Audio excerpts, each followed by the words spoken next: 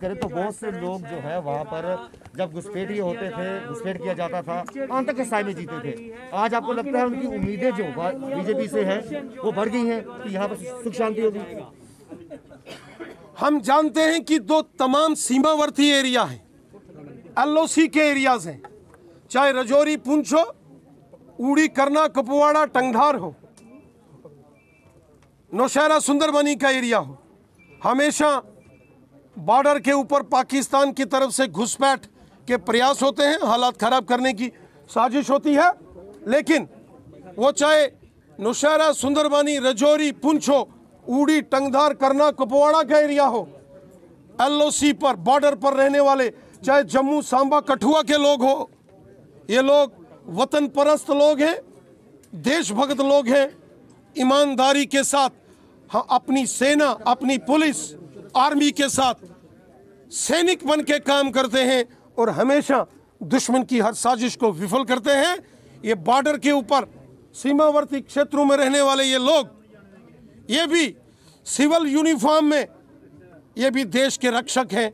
ये फौजियों की तरह देश की सेवा और रक्षा करते हैं। पूरा देश इनकी बहादुरी को और इनकी देशभक्ति के जज्बे को सैल्यूट करता है। साहब, आज बड़ी संख्या में राणा साहब, मेरा आपसे सवाल है, आपका जो प्रश्न है, जम्मू कश्मीर के अंदर BSF CISF के जो नौजवान आंदोलन कर रहे हैं, उनकी मांग है कि उनके लिए पोस्टें री एडवर्टीजमेंट दोबारा की जाए। हम सब जानते हैं BSF की भर्ती हुई थी और भर्ती से पहले जो एडवर्टीजमेंट हुई थी वो 1356 पोस्टों के लिए एडवर्टीजमेंट हुई थी। और जब जम्मू कश्मीर में यहां भर्ती हुई तो लगभग 3000 के करीब नौजवान जो फिजिकल, मेडिकल और रिटन टेस्ट जिन्होंने पास किया, लेकिन उसमें टोटल पोस्टें 1356 थी। और मेरिट बेसिस पर जो पहले 356 नौजवान थे जो क्रम अनुसार टॉप मेरिट में फॉल करते थे, वो सेलेक्ट हो गए, उनको उनके ज्वाइनिंग्स के ऑर्डर भी आ गए हैं। जो बाकी वाले रह गए, इनकी डिमांड है कि पोस्टें एडवर्टीजमेंट की जाए। मैंने पिछले दिनों दिल्ली के अंदर यूनियन होम सेक्रेटरी और BSF के DGP श्री राकेश अस्थाना जी से बात की थी।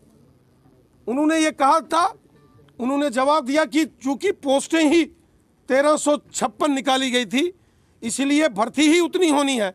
मैंने उनसे आग्रह किया, निवेदन किया कि ये नौजवान भी बड़े दिलेर और देशभक्ति का जज्बे से ओत-प्रोत हैं।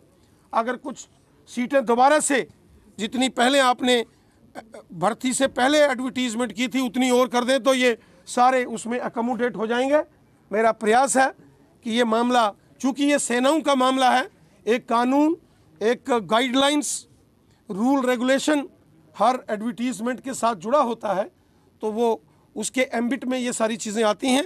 लेकिन फिर भी हम प्रयास कर रहे हैं कि इसका कोई समाधान निकले।